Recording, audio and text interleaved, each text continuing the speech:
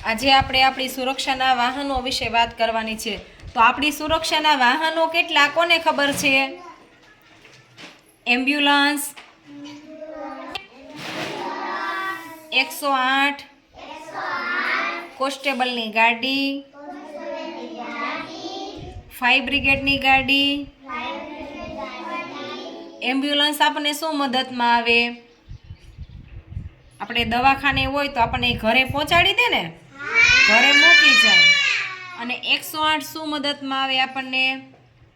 તમને મજા ન હોય એને ફોન કરો ને એટલે 108ની ગાડી આવે અને એનું કોઈ ભાડું હોય નહીં, અને એની અંદર એવી સારવાર પણ થાય, એની અંદર ડૉક્ટર હોય, તમને સુરક્ષિત તમને દવાખાને પહોંચાડી દે। પછી કોન્સ્ટેબલની ગાડી શું મદદમાં આવે આપણને?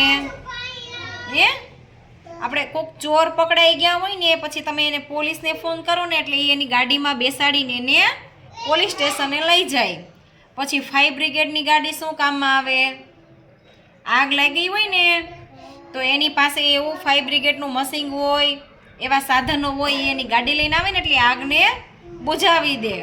સમજાઈ ગયું બધાયને? સરસ।